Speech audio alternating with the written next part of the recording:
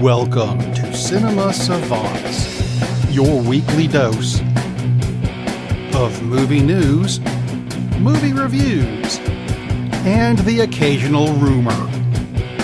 With your hosts, Todd Vandenberg and Rob Steele. And coming up in this week's show, a bizarre twist at Fox Television. The Avengers scramble the movie schedules. Who wasn't nominated ever? And who knew that My Neighbor Totoro had a sequel? Seriously. But first, just to further complicate Todd's emotions, a nice comfy twin bed of movie news. Meaning we're of course joined by Lee. Why am I not in the opening credits yet? Vowel. Look, I got in trouble for the twin bed thing. I'm just going to go ahead and say it. So I'm just how much trouble did you get in? I got a good slapping. Oh, not really, not a slapping. A pimp slapping, I hope. Because in a twin bed, that could be fun. Right. Meanwhile, back at the Oscars, because we'll start where we left off last week. Good idea. There were some things that happened that we weren't expecting, like Frances McDormand's Oscar. Did you guys see about this? Because this was a blip. It was there, and the story was gone. Yeah. Her Oscar got stolen. By Meryl Streep. Apparently, some guy got a hold of her Oscar and ran off with it at, the governor's ball.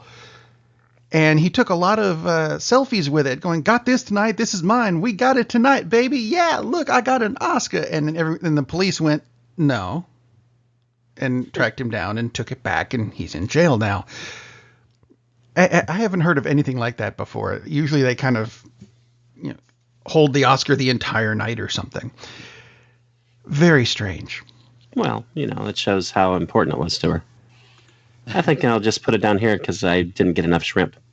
Yeah, well, there you go. Just like I've won one of these before. What's the big deal, Yeah. And Meryl upset by the low ratings. Yeah, Meryl Streep probably would have taken it because I'm sure, they're like bookends for her, and she probably just needed another one for the third master bedroom in her fourth house. Because, that was an odd little. The oddest thing to me is how quickly they got it back. That's what the funny thing was. Of course, when you're that too, when you're all over social media, look at my Oscar. You're probably going to get caught pretty quickly. Who knew? Obviously not him. Right.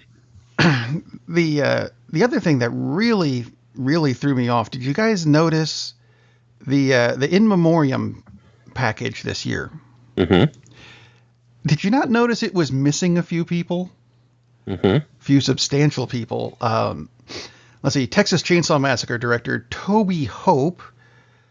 Let's see. Who else was missing from the list? Dorothy Malone, Glenn Campbell, Powers Booth, Bill Paxton, Adam West, Della Reese, Reg E. Cathey, and Miguel Ferrer. How do you miss that many people? Well, they weren't important to the industry, obviously.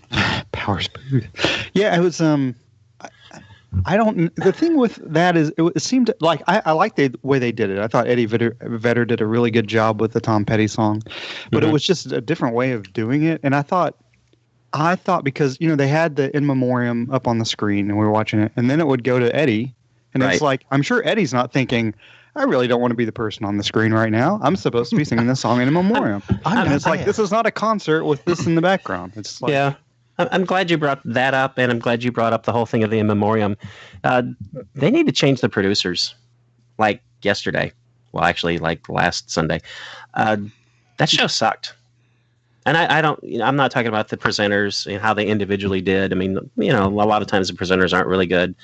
And Jimmy Kimmel was fine, but the whole shtick, they need to stop with it. Oh, let's do a stunt. They constantly talk about, oh, well, we got to rush. It's, oh, let's do a 7-minute comedy bit that no one gives a damn about. Hey, stop that crap right now. Absolutely. Wasn't Jimmy Kimmel the background host on Win Ben Stein's Money? Am I remembering that correctly? I believe you're remembering that correctly, yes. Okay. I think he's fine as the host, but if you want to tighten it up, get rid of a lot of this crap that no one enjoys. There's a tour bus outside. No. And don't show the performer while you're paying your respects to those who have passed on. Oh no, let's show the performer. Like you said, I doubt that Eddie Vedder wanted to be on the screen for that. It's like it's an oral performance. You hear him. You don't have to see him. You're supposed to be looking at the screen. And like you said, is my God, how many people did they leave off the list? It just there could be more that I don't even know about. That's Bob Newhart for one. Bob Newhart clearly has died at some point and went to the internet. He wasn't on there. So. It's in a lot of ways it was a train wreck, just because it could have been much more tightly constructed. I mean, it's as if they've never seen a film before. Weird, huh? Well, speaking of train wrecks and in memoriam, Todd, I hear you saw both the new and old versions of Death Wish this week. I did. And as we were discussing in pre-pro, as one of our contributors asked, why? Just say again, Lee. Say again why. What your alleged purpose for me was to watch the film. What my purpose for you watching the film was? Yeah. Why did you think that? I'm assuming you just had a death wish, and that's why you wanted to see it. Yeah. The only reason I saw it is because, I'm not going to mention it, but you got this subscription thing that you basically pay ahead of time so you can watch a bunch of movies. That's the only reason. Damn it. Yes. Oh. That's the only reason I went to see it, because the trailers, to me, are kind of off-putting. It's all about the violence aspect of it. And I get that, but it should be about more than that. So I see it, and it's exactly the way the trailers are. They've updated it, obviously, because things are more violent these days. The character's name is still Paul Kersey. Bruce Willis does a really good job with the character, with what he's given. But there's really not much of a character arc. I mean, he's a surgeon, for one thing, so it's kind of interesting that a surgeon decides to go off the rails and shoot people. But it's like he just kind of flips and is like, oh, okay, well, I'm going to go shoot people and kill the bad guys. It's just so easily done. And Eli Roth is the director, and of course he's the creator of the Hostel franchise and torture porn, in other words. And so it's very gory, very bloody, and that's okay. But it seems to wallow in that, and that seems to be the kind of the purpose of it. And it's sad because with Bruce Willis, they could have turned out a really, really interesting movie, a really good movie. And Vincent D'Onofrio was in it, and he's excellent with the little bit that he's got to do. I was happy to see him, and it's like, okay, he's just kind of there. He's fascinating to watch, but he doesn't have that much to do, sadly. He's the brother. So, yeah, it's just, this guy takes vengeance, and he's really violent, and then he manages to track down the people who brutalized his family. And if you don't know the story, is like Paul Kersey, his family is brutalized. One member is killed, another is traumatized, blah, blah, blah. Well, that's the story. The original Death Wish came out in 1974. Charles Bronson, I think he was the biggest box office star, period, in that time period. If not, he was really close to it. And that's totally different story. Same kind of initial thing. His family is brutalized, and he was a conscientious objector in the Korean War. That's how old this movie is. And he's totally against violence, all the rest of it. And one day he just kind of thinks, because he sees muggings and things, so he just gets a couple rolls of quarters, puts them in a sock, because he thinks, well, enough of this. I've got to do something to protect myself if something happens. And sure enough, something happens, and he just smacks the guy with his sap, his homemade sap. And he runs home from the encounter, and his hand is just shaking so badly because he's so upset about it. And he pours himself a drink, and then he just to release the rage, he smashes some stuff in his own house. Later on, he's given a gun, and he takes matters into his own hands at one point. Things go bang from there. And he is so upset about it, he runs home and he vomits. That's how it affects him. It sickens him that he shot somebody. And then gradually, then it gets easier and easier, and then he turns into this invincible killing machine, blah, blah, blah. But it takes time for this to happen. It's a long thought out arc, whereas in the new one, Like, it's like he thinks about it for about 4 minutes and is like, yeah, I think I'll kill people. It is so unrealistic and so poorly done, and it's awful because they really could have done a lot with this. They absolutely could have done a lot with a story about, it's not easy to do this. That's what people don't remember about the original Death Wish. It wasn't like, oh, Charles Bronson is just going to go blow people away. It's like, it's really hard to make that decision. And it got easier for him as things went along, but it wasn't like, oh, I'm a killing machine. It was a really tough journey for him. And especially with Bruce Willis, they could have made a hell of a good movie instead of just like, yeah, okay, this is worth seeing if you've already paid for the ticket. Other than that, there's no reason in hell to pay money to see this movie. And it's not that it's bad, it's just that it's so disappointing compared to what it could have been. The original Death Wish, though, I did want to mention, has some interesting people in it that I had forgotten until I'm watching it again. Jeff Goldblum is a rapist. That's fun. Christopher Guest is a beat cop, and Freddie Boom Boom Washington shows up at the very end as well. So nice little cast there. Cool. I'm not sure I've actually seen the original, and actually, now that you've mentioned those people, no, I haven't. It's a really good movie. Really, really good movie. It's not just a revenge fantasy. It turns into that, but it takes a long time to get there. Do you know if that's on Netflix?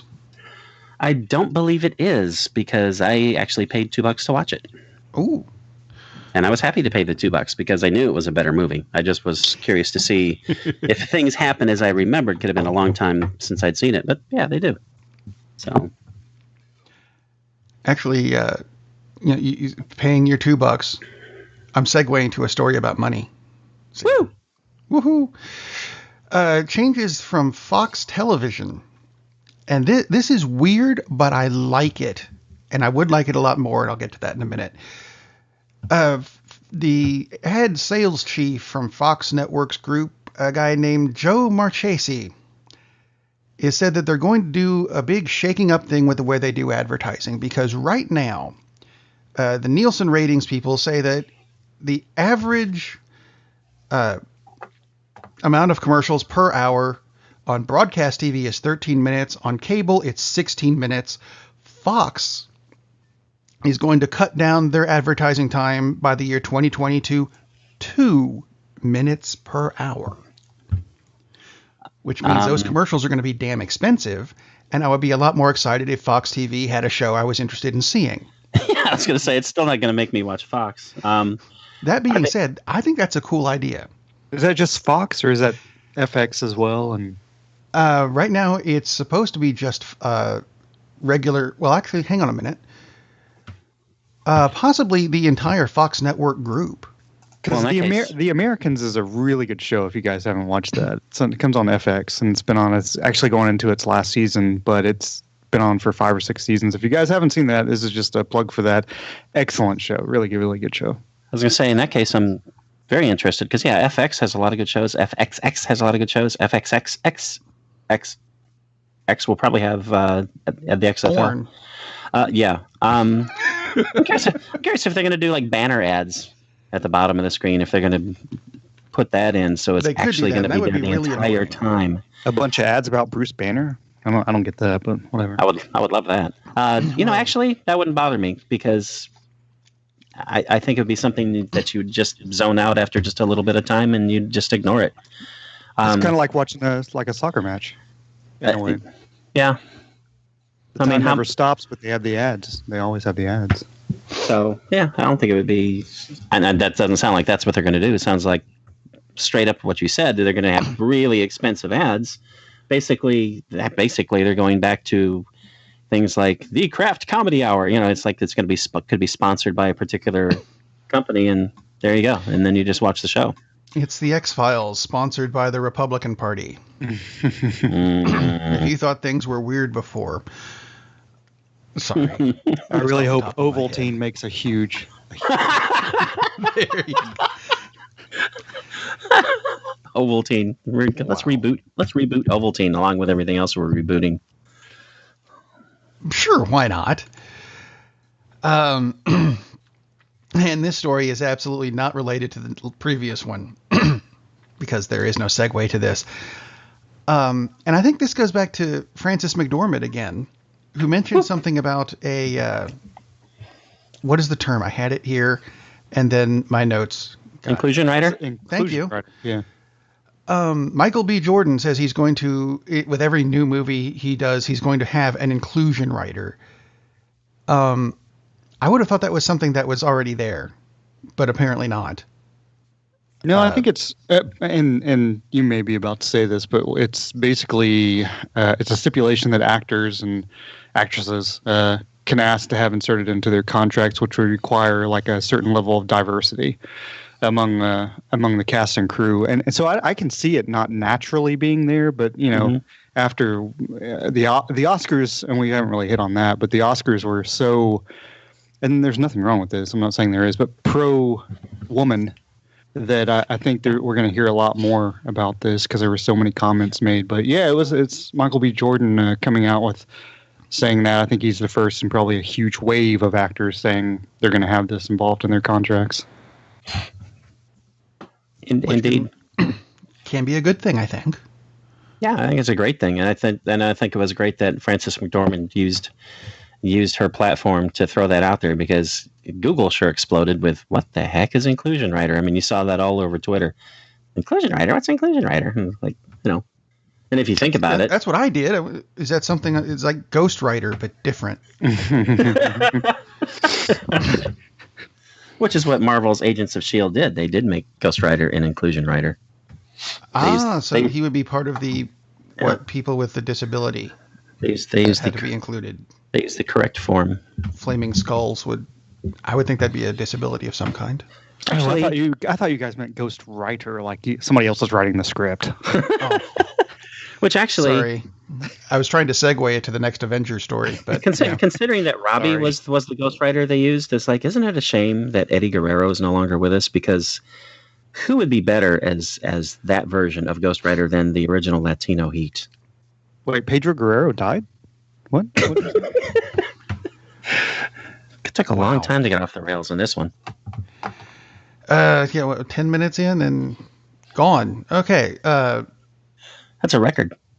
Speaking of off the rails, the Avengers have screwed everything up by moving up a week, because now everybody else wants to rearrange their schedule because they know they'd get swallowed up by the beast that is the Avengers forthcoming. So things like Rampage, which is a completely different beast, has been moved up a week. And so many other things have been rearranged just because the Avengers are coming out, which is weird. I don't know of another movie that has changed its schedule slightly and just thrown everybody else off. Is that a smart move to move up a week because the Avengers moved up a week? Wouldn't you be happy that that gives us another week for people to go see the Avengers? I mean, to me, it's like I think about moving back a week, even though they moved up a week. Well, no, they moved Rampage to. It was supposed to be 1 week ahead of the Avengers. Now it's 2 weeks to get. I got you ahead. That's right. It comes out ahead. Sorry. Yes. And indeed. then and stuff. Yeah, they would have to. That's the only movie I have off the top of my head that moved, but there have been like 8 or 9 other movies that went, the Avengers are coming out that week. Never mind, we'll move ours somewhere else. I thought the Han movie moved as well. Did it not? For some reason, I was thinking they moved a week. I'm sorry, which one? Han, the Solo movie. Solo is, I think, still at the end of May. For some reason, I thought they changed 1 week, but I might be wrong about that. If this weren't a live show, I could totally fact check that, but, you know. I thought you were talking about the Philip Ahn movie. Well, that's the one awesome. I meant. Yeah, that too. I didn't want egg on my face, so I went with Solo. I don't know what I'm talking about. They announced that the Avengers of Infinity War is going to come in at 156 minutes long. And they're still expecting to make the same kind of money, if not, they're expecting more than Black Panther right now. Well, and I think that's pushing it a bit, but. Well, I mean, this is what they've been building towards since The Birth of a Nation. And I mean the original awful one, not the more recent good one. If they don't make more money than Black Panther, I mean, unless the runtime is like Gone with the Wind numbers, they should make more money than Black Panther. They've got problems if they don't. And I mean, yeah, that's a really high target, but this is the culmination of when they've been working towards for years. So that's a long runtime, though. I mean, to make that kind of money is to get like do they have 70 characters? Yeah, you kind of have to. You would have to have a long runtime just to get in all the side. That's 2 minutes a character. Stories. Everybody run. Yeah. Wow. Other Marvel news, and there are some really weird Marvel news things this week. Spider-Man Homecoming 2, or whatever it's going to be called, starts filming on May 19th. And this is what I don't get. In New York, fine, because that's where it takes place. And London, really? And Venice, what? And Prague? Hang on a minute. I don't remember Spider-Man Globetrotter. It all took place in New York. Right. No, this is the Spider-Man job. Basically, what happens is it's an action film with a bunch of Mini Coopers. It's a different take. Well, no, I have a friend named Daniel who is very big into Spider-Man to the point where we call him Spider Dan. And I said, dude, nice. I don't remember Spider-Man going to all these countries, and neither does he, which kind of worries me about this movie a bit. I mean, I know they use, extra all the CSI episodes, whether it was Vegas, Miami, or New York, were filmed in Anaheim. What the hell? Whatever. I get that, but Prague? Shouldn't the next Spider-Man movie really be called Spider-Man Prom? I mean, that would make sense. Which makes the international locations really, really weird. And then it could be Final Exam or Exam Week. That would be the third one. And it's the theme of the prom is globetrotting. So that could be it. The gym they're having it in is really ornately decorated. Yeah, and they just have posters up of Prague and Venice and stuff like that. That makes sense. And they have to go take the pictures of it. Speaking of, that's how it becomes a photographer. It all works together. Oh, there you go. Yeah. Yeah, speaking of things that didn't happen, they came out with some pictures from the forthcoming X-Men Dark Phoenix movie. God. Which shows Cyclops, Jean Grey, Storm, Beast, Quicksilver, and Nightcrawler wearing the traditional yellow and black X-Men costumes. And that's great, except Beast, Storm, Quicksilver, and Nightcrawler never wore those costumes in the books. It's read the source material, you bastards. I don't know how they're continuing to screw up the X-Men stuff, so I'm not holding out any hope for that. Did want to ask you guys this. The Captain Marvel movie that's coming from Marvel Comics, as opposed to the one from DC, which is also coming. That's Shazam. They don't have the legal right to call him Captain Marvel. No, they do. They just gave it up. I read that this week, which is really weird, but whatever. And you'd think DC would go, Captain Marvel. Wait, that's our rival. We should probably change the name. Hello. So they bowed to the superior product. The Captain Marvel in Marvel Comics, there have actually been 3 of them. The third one is brand new and I know nothing about. The second one is the one they're doing the movie on, which is the Carol Danvers, formerly Miss Marvel. I guess she got a promotion. I don't know. Version. But before that, there was a Kree warrior named Mar-Vell. Yeah. Who is apparently in this movie. Did we know he was being played by Jude Law? Yeah. Okay. I missed that somehow. Or forgot. One of the two. But it got me onto Kree names because we've got Mar-Vell. The bad guy was, in this movie, was what, Belladonna or something, which made me go, oh, so other occupations in the Kree society, you have like a Kree senator named Politic or a sanitation engineer named Janitor. That's Marvel. Marvel. Okay. Yeah. It's all Stanley's fault. Okay. We know this. Stan Lee or Stanley? This is some guy, some guy from The Office. That's where it came from. That's where it came from. Yeah, exactly. Wow. It's the deadpan, low-voiced man from The Office who writes comic books. I can see him doing that. I can see that character doing that, actually. Oh, totally. Which is weird. I've just been rewatching The Office for like the 4th time. And there's one little episode where Jim does impressions, and he does an impression of Stanley, and it's it's awesome. And then Pam tries to do it, and it's like, yeah. And it's supposed to be cringeworthy, and of course it is. So, Well done. But she's awfully cute doing it. That's all I know. she is super cute. She is like the cutest person ever.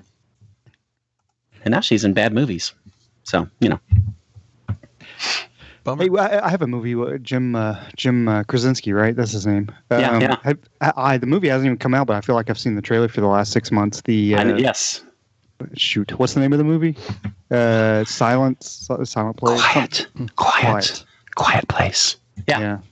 You guys, have you seen this? I know this is not on the. I apologize. It's not on the outline, but Yes, I've seen the trailer. what do you think about it? I'm super excited because I think Jim Krasinski is really cool. I mean, the fact that, listen, he got Emily Blunt. If you can convince Emily Blunt to marry you, you got something going on. You got to be the funniest, coolest person around. So I think it looks terrific. I like thrillers, blah, blah, blah. Early buzz from South by Southwest is really good for it. I'm very excited about this movie.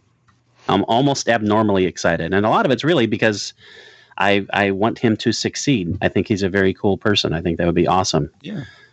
So, yeah. The trailers looks really creepy. Intense. Yeah. Yeah. It's an interesting thing for not the kind of movie I would think he would go for. Doesn't seem to really. It's like Jim from The Office. He's doing this kind of a movie. It's like, Yeah, and Emily Blunt's and Mary Poppins Returns. I don't know if this is. I know we're talking about trailers, but I feel like I've taken over the show. I apologize, but it's kind of interesting the way she kind of shows up in the end of the trailer. So yeah, it is interesting. Most of these reboots and remakes and stuff is like, no, I'm not down with this, but this I'm excited for. And again, Emily Blunt, and of course she's in A Quiet Place. She's an awesome actress. I think she's just terrific, and I think that's great casting. And the trailers haven't shown much, but I like the feel. I like the vibe that you get from the trailer for the Mary Poppins Returns. So very excited for that. I'm glad one of us is, because I looked at it and went, really? I honestly just kind of went, and that was it for me. And that's why they make more than one movie. Yes, because we all have different tastes. Some of us have good taste and some of us have bad. Usually I'm the one who has bad taste.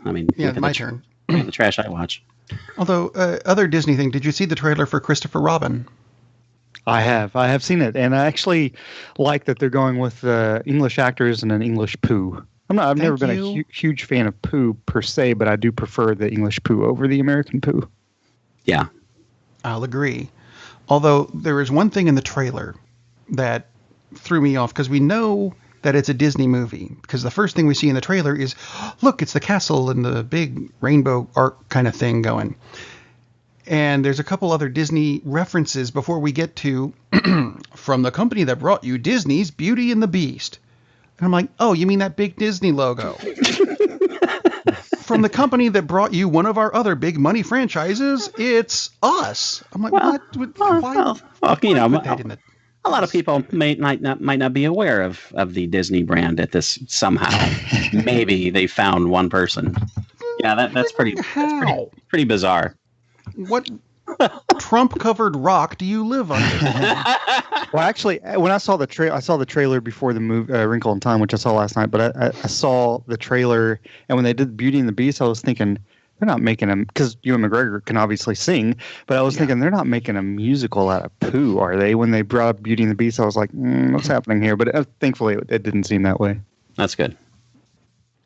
See, other trailers that came out this week, the Grinch trailer, which I think looked horrible, but it did have one bright spot in it that made me go, there's going to be in-jokes. Have you guys seen the Grinch trailer? I saw it last night.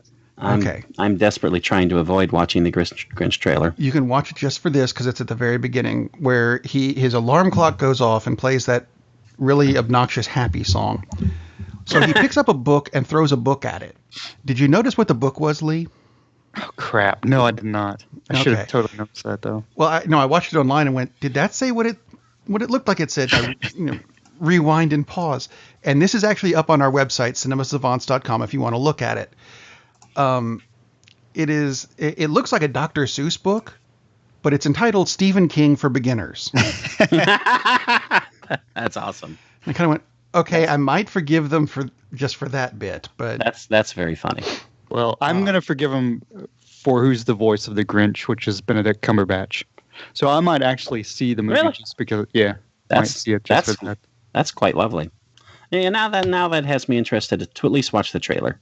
You can watch the trailer. That's excellent casting. Actually, do either of you guys watch Supernatural? I have not. I have seen many ads for it. I have seen no episodes. That's about the same as me, although I found an episode that I might be interested in because there was a trailer for this. Their episode on March 29th, apparently, what are the characters' names? Sam and Dean and Castile, I guess. I'm just reading it. I don't know how that's pronounced. Get zapped into a TV and turned into cartoons. Oh, that's fun. And it turns out they're in the Scooby-Doo universe. So they're crossing Supernatural with Scooby-Doo. And let the Daphne jokes begin, apparently. It looked interesting, so if you see the trailer, go ahead and watch that, and it's probably better than the... I suspect it's going to be one of those where all the good stuff is in the trailer thing. But never know. That's a fun concept, although the never-ending love for Scooby-Doo just baffles me. I like Scooby-Doo as long as Scrappy is not involved. So, my kids are still young enough, I guess. Let's see, I mentioned this last week because there was a teaser last week, but now there's a full-blown trailer for the new Lost in Space series, which, frankly, it looks more like the movie did, but you can tell it's being done for a TV show, so it kind of looks like it's going to be better than the movie, although it looks movie-ish. Did that make any sense? I think I lost myself in there somewhere. Does it look cinematic? It looks cinematic. That's probably the term I'm looking for. There you go. Thank you.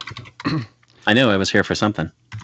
But that's going to be on Netflix, which brings me back to, the outline. Jessica Jones came out this week. Season 2. I've watched an episode, which is all I've had time for so far, and it looks like Season 1, which is a good thing. That's an excellent thing. As far as I'm concerned. Have you guys seen any of it yet? I have not had time for any of it. Which you makes went me, Death Wish, fine, be that way. Makes me sad. Yes, I made sacrifices for the purpose of the show. Yeah, I'm very pumped for Jessica Jones because the first season was a great show. I'm really looking forward to how they work the Purple Man in. Because, man, what an awesome character. But he was. I liked it. Yeah. They also announced that Luke Cage will come out on June 22nd. That's Season 2. And there are no plans for a Defenders Season 2. Which is kind of a gift. It's a major gift to have Luke Cage back. I mean, but... Yeah. And I like the Defenders, except for the fact that 1/4 of it was kind of wasted because 1/4 of the characters kind of sucks. And so, yeah, I can live without that. The Danny Rand, I can get my butt kicked even though I'm the fist of whatever. Yeah, I would definitely be the Danny Rand. I just don't like the way they handled that character at all. I mean, it's marginally better than Defenders, but yes. Do you guys think that Black Panther it's great? It's a great film. But do you think Black Panther actually got helped by the success of Luke Cage? In the fact that there's a strong African American Black Panther presence. What are you talking about? What's Black Panther? Luke Cage is Black Panther's basically it's a poo film, and there's a panther who talks, and it's excellent. He's voiced by Ricky Gervais and Benedict Cumberbatch. Help me out here. So what do you? Bagheera. Oh, now I know what you're talking about. Yeah, yeah, could be. It helped pave the way. I'm still happily flabbergasted by the success of Black Panther, and I'm sure Disney Marvel is too, because apparently it is going to still win the box office record this week, even though A Wrinkle in Time came out. Not that Disney's crying, because of course they have both movies. Yeah. But this will be the first movie ever to have won the box office every weekend in February. First ever. And a $40 million weekend for in your fourth week. That's ridiculous. insane. It's insane. In a good way, but that's yeah. true. It's just it's like this is like one of the best movie stories ever to me. I mean, it's just awesome because how long has the African American community said, if you make movies about characters we care about and stop making, of course, Medea? they're all about pimps and whores and right. the guy in drag, and that's all that the black audience will see. Yeah. If you build it, we will come. Basically, is what I You beat me to it. Yeah. I mean, and it's a great film, but it's absolutely. It's absolutely worthy of all the money it makes. Yeah, no kidding. Absolutely. It's such a good movie. Still not my favorite Marvel movie ever, but it's a pretty high bar to me. But it's a really, really, really good movie and absolutely deserves all the success. And at this point, it's kind of like, how long is this number one run going to last? I mean, this is crazy. I mean, Disney they probably spent 3 times as much on the hype for A Wrinkle in Time as they did making the movie. I mean, they've got incredible promotions going out for it. And even that, and it can't beat Black Panther. I mean, that just blows my mind. Incidentally, hey Lee, how was A Wrinkle in Time? It's a soulless pile of crap. Ouch. It no, I think that it was directed by and we were talking about this kind of before the show, but it was directed by Ava, and I'm probably going to butcher her last name, DuVernay, but it seemed like she had never worked with special effects before, and that kind of overtook her narrative because the characters themselves were just they weren't effervescent at all. They didn't really come off the screen at all. Wow. Chris Pine's in it, and I like Chris Pine a lot actually, but he's in it so little, and what he has to work with is he's just one note character. The young lady who plays the lead, she's good, but again, I don't feel like she has a lot to work with. And then the script, the actual script itself, as far as the way people talk to each other, is just god awful. And Reese Witherspoon is in it, and along with Oprah. She's one of the 3 special characters. But there's a point where Reese Witherspoon is saying something to one of the kids, and Oprah's like, you need to start being nicer. And Reese Witherspoon's like, oh, I'm sorry. At that point, I was like, was she even being mean? Are they trying to force us on that? It seemed like she was saying stuff, but it wasn't like with any kind of conviction that she was actually being mean. Zach Galifianakis has a role in it, for a very small role in it. The scene he's in actually is pretty decent, but it gets weird. It's just, I felt like they tried to fit a lot of story into like an hour and 45 minutes, and they skimmed over so much of the book that it didn't really come off the screen at all. And they tried to do there's like the It, which is the bad guy. It's the evil, basically. It's a form of evil. It looked like something out of Stranger Things, the way the tentacles go out. I expected there to be like a Demogorgon come out, which would have been awesome. Actually, would have made the movie better. But yeah, it was just like it just went and then it ended, and I got. You know how when you see a good film, or even really a bad film, maybe you felt this way with Death Wish, the next day, because we love film so much, the next day if it's a great film, it kind of stays with you. Oh, you know, yeah. And even a bad film, it's like kind of stays with you negatively. Yeah. This is just like it was gone like the minute I left the theater. I mean, it's just not really. I mean, kids might like it. I don't even know if they would. I mean, I don't feel like the audience was really into it, and the theater was mostly full. I went with a lady who read the book, and we talked a little bit about it afterwards, and she thought it was okay, but I think she was hoping for a lot more, and it was just. To me, it's definitely not worth seeing at the theater. If you have kids and you watch it at home, you can watch it at home. I wouldn't watch it at home again. It's just not worth seeing. Period. Wow, that's sad, but that backs up. It's got a cinema score of a C, which is obviously It's not terrible, but it's not good either. It's just an average film. Yeah. And I'm sorry to hear that your thoughts on the film match what I saw in the trailer. The trailer just looked flashy and not interesting at all. It looked like just a bunch of eye candy, and it just seemed forced. In the trailers, it didn't draw me in a bit. And I haven't read the book, and I'm sure that would make a big difference, but it just doesn't look that interesting. And I'm not the target audience for it, of course, but, well, I don't know why I said that, but most films, everybody should be the target audience, but it just doesn't appeal to me as presented in the trailer. So that's kind of, well, it's really sad for all the fans of the book, because I'm sure they were looking forward to something more than a film that they instantly forget. Right. Well, I mean, you talked about target audience. I think it's really made for children. So, I mean, you're not the target audience. Yeah, but I love children's films, actually. So yeah. Right. I mean, which we can. This just was so, like I said, it was just like I said, the lady I went with, she'd read it and was looking forward to it. And she just thought, like, for Chris Pine as the father, and she felt like, oh, they find him too easily, and it's like there's not really looking for him, and they're on this pathway to find the father, but it's like so episodic. And then I really feel like the director tried to use special effects to kind of tell the story, but then the special effects weren't that great, really. And then what she lost her narrative. She lost her ability to be a storyteller. Wow. And I think that really detracted from the movie for me, anyway. That's a real shame, because, I mean, I've seen two things that she's done before, Selma and that documentary 13th, and they're both excellent. Which have no special effects, clearly, and I think that's... Yeah, exactly. And that makes sense, like you said, that kind of... She lost her way, was like, oh, here's a new toy, which unfortunately happens to a lot of movies that have special effects. It becomes about the effects instead of the story.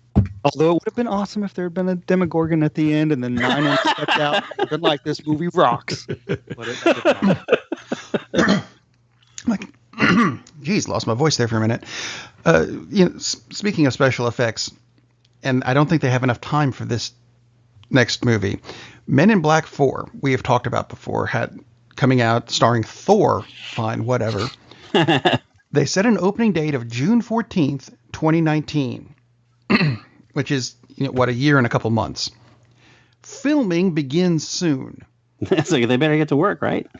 With as many special effects as they put in the Men in Black movies. Yeah. I don't think that's enough time. Maybe they're gonna shoot it on 5 days.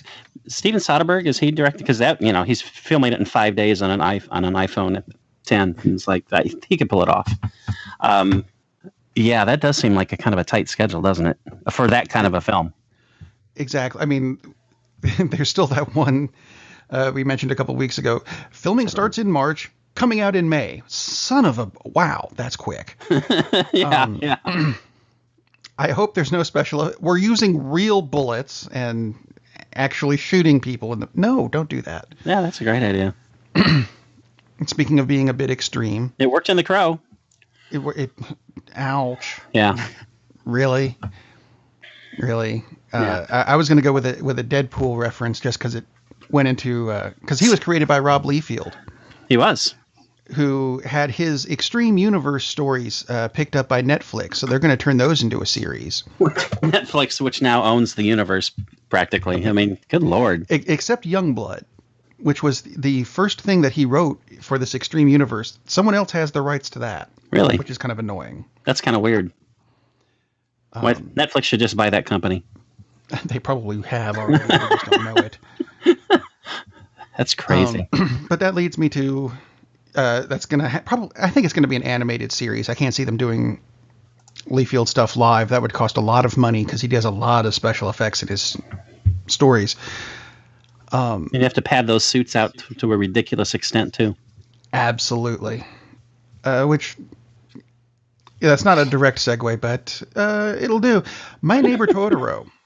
We found this out this week because we mentioned Hayao Miyazaki a lot and how My Neighbor Totoro is a fantastic movie.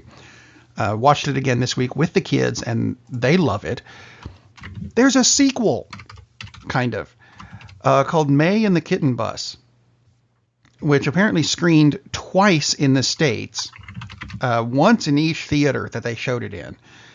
It was never released for home use, and apparently only airs at the Studio Ghibli Museum. Road trip. Unless you want to watch it on YouTube in kind of a crappy, I've got an old iPhone and I've tilted it kind of way. How did we miss this? Or did we miss this? I totally missed this, and you are the one who found this, so it wasn't a we thing. You were the detective who came across this, not I. Give credit to everyone. That makes me sad. That why is this? I mean, it's all of 13 minutes, but I mean, still. Yeah, I still want to see it. Oh, absolutely. It's somehow it has a lot of people go to the museum apparently because it has an 8.1 rating on IMDb. So, which would be shocking if it didn't have a good rating, right? So, well, yeah, it's got a 2. What the hell did he drew it in crayon? What? I would still watch it. Actually, it'd probably be even better if he'd just drawn it in crayon. It's like that just sounds so cool. This May and her friend the kitten bus, which is the child of the cat bus. I mean, just how awesome is that? And if you don't know what we're talking about, watch My Neighbor Totoro. Oh my gosh, yes. Amazing. Although the cat bus did creep me out a little bit. Oh, the cat bus is super creepy, which is part of the fun. Okay. It's not like just me. I feel better. Oh no, that's there's almost always something just intensely creepy in Miyazaki's movies. I mean, the weird little forest sprites.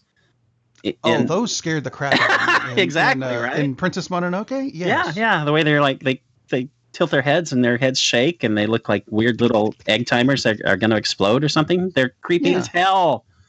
Yeah, so there's always something creepy in there. But in a good way. Yeah, good creepy. Is there a good creepy? Until you wake up and see them at the foot of your bed and go, ah! Yeah. along with the dust mites and No Face, who is ultra creepy. Yeah. And then we'll flip this completely. Something that was never creepy in the slightest, but there's a reason I'm bringing it up. Give me a minute. Nickelodeon, which does lots of kids stuff, some of which was good. I don't think anything currently is, but they're bringing back Blue's Clues. Yes! Sorry. And that worked for my kids, so why not? They bring another generation in on that. But is Steve going to be back? Well, that's just it. There's a picture circulating of John Cena auditioning for the role of Steve. That's awesome. That would be so cool. Oh my God. And part of me is hoping that it would work, and part of me is going, please don't. That's also kind of terrifying, but it is, because the stripy shirt made Steve look slender, and the stripy shirt on John Cena makes him look like a Rob Liefeld character. Yeah. It wasn't Steve.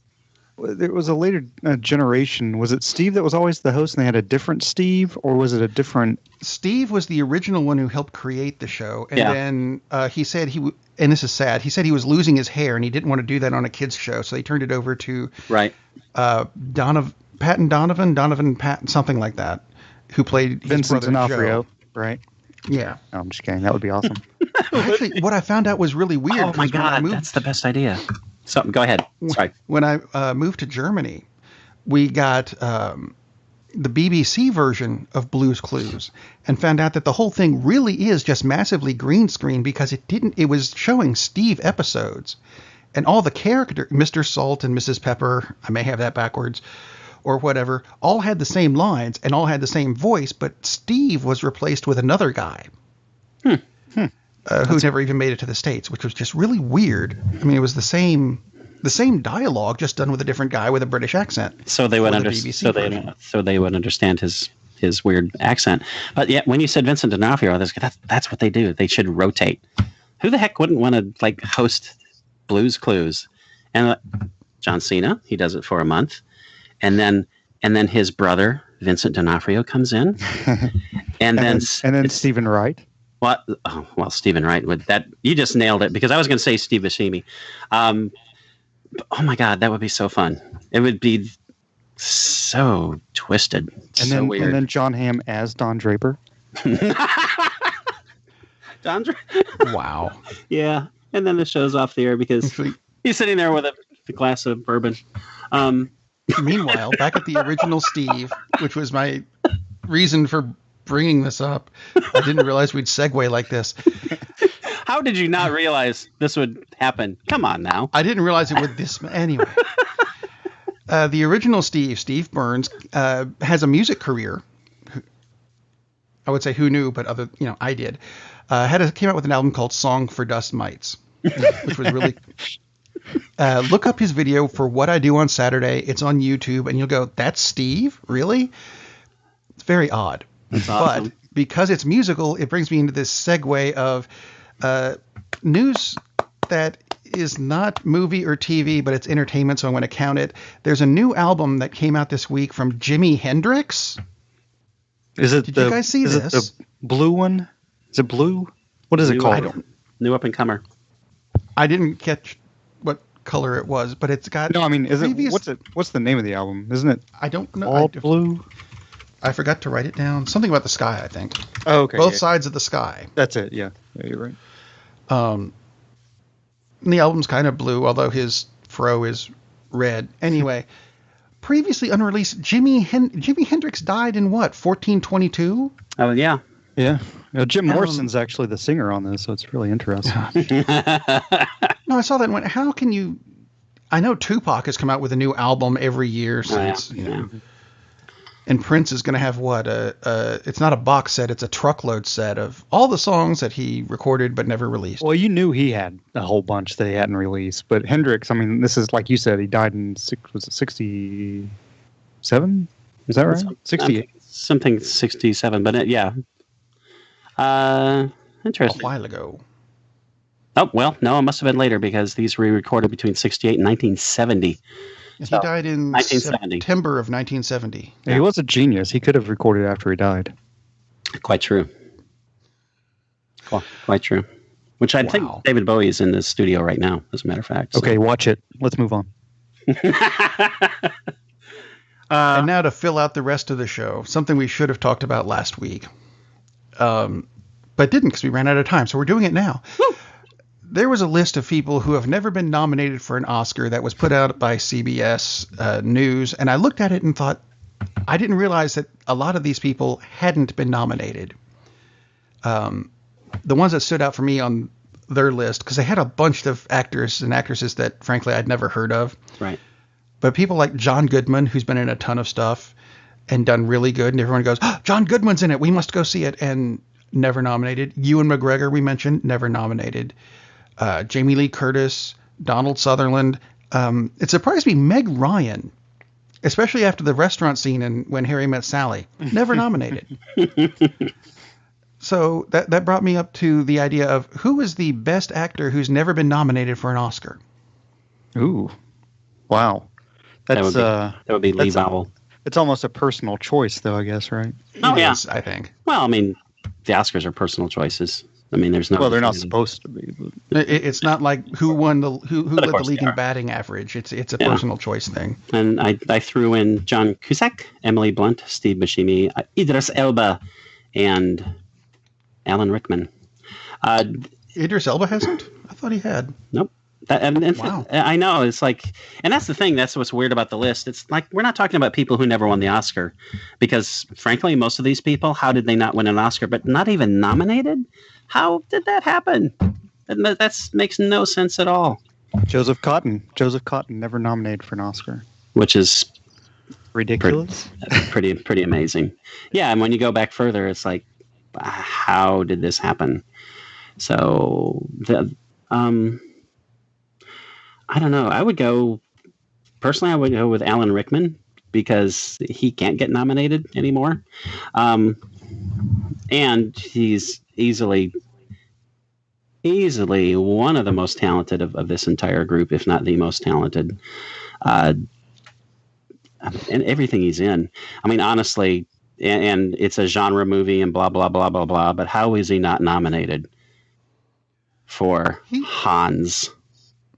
Well, because I think that at the time it was like he was great, but he wasn't Alan Rickman yet, and a lot of people thought of it more of as a Bruce Willis film instead of, and like you said, it's a genre film. I mean, I feel the same way about, like, I'm a huge fan of Hugh Grant, but he's in comedies. I mean, how often comedies are going to be, a leading actor is going to be from a comedy. It's just almost always from a drama. So, you have to be, and he can do drama, but, he's never the lead really in a drama, like Sense and Sensibility isn't. But, I think you're right. I think it's the kind of films that these actors are in sometimes just don't, like Myrna Loy, for instance. She's just not in the kind of films, really even Meg Ryan. I'm not in the kinds of films where it's like, there's some gravitas to it, even though they're fantastic. It doesn't resonate with people who are. We need heavy films for these actors to be worthy of winning an Oscar, kind of thing. Yeah, that's true. All too often, that is true. I was thinking Meg Ryan with Sleepless in Seattle was less of a comedy and more of a romantic movie. Oh yeah, in my head, so that might have worked. And I could have sworn that Donald Sutherland had been nominated for the movie version of MASH. He should have been. Which, again, you look at the TV series, especially the early episodes, and go, that's kind of a comedy show with some drama thrown in, as opposed to once they get rid of Frank, it becomes a drama with comedy thrown in. Mm-hmm.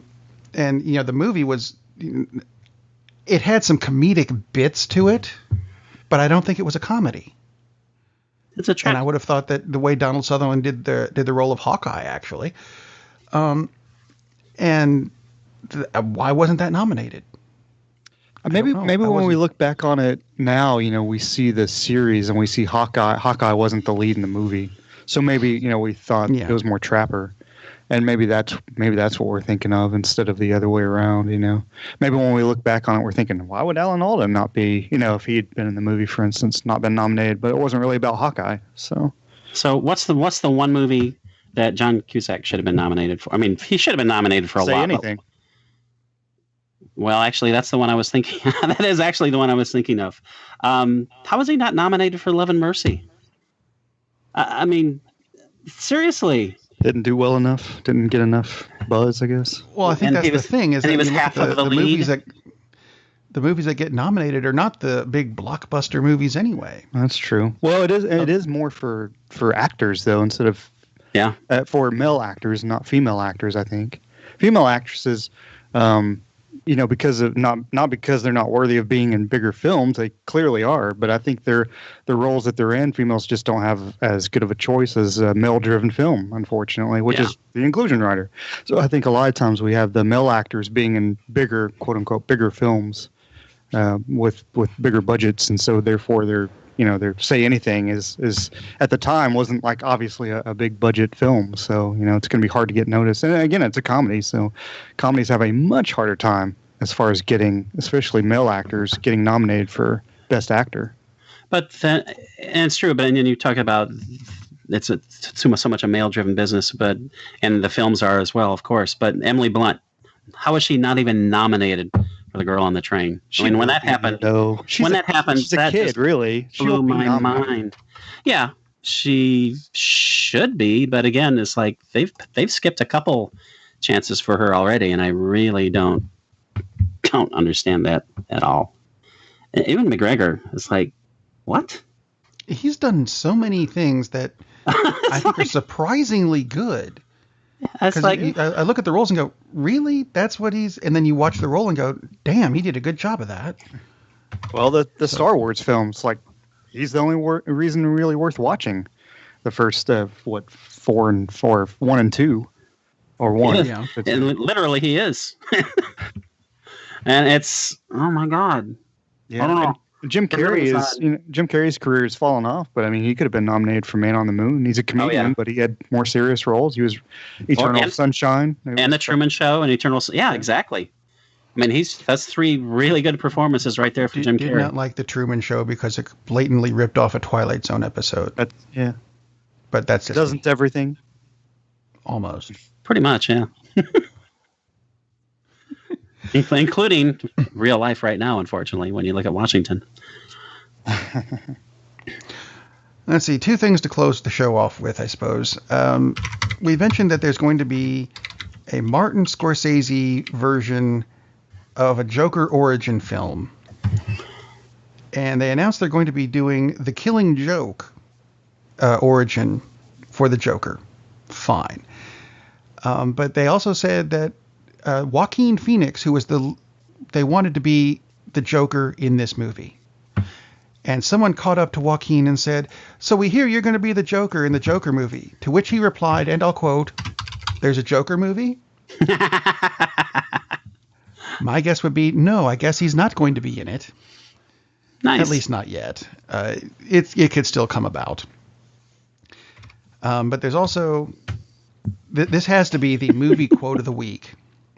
And it's actually a headline taken from Sci-Fi Wire. The headline reads, "Mark Hamill receives star on Hollywood Walk of Fame. Says he hasn't been this speechless since The Force Awakens." I thought, that's just brilliant Mark Hamill, almost Jokerish of him. Yeah, exactly. That's awesome. Oh, my God. So, anyway, I think that's all we've got for this week. Do you guys have anything else you want to throw in? Do not. Do not, except I'm going to hopefully watch a lot of Jessica Jones today. I think that's what I'm going to go to, too. So, ladies and gentlemen, go get your Netflix fired up and watch some Jessica Jones. We'll be back next week. Captain, we're losing power in the warp engines. I think we should be leaving now. I'm going to go home and sleep with my wife. And on that unusually harmonious bombshell, it is time to end. I am very disappointed! Man, we have a weird job. It's shameful, but, it's a living. And like that, he's gone. Darn, that's the end. That's the end. That's the end.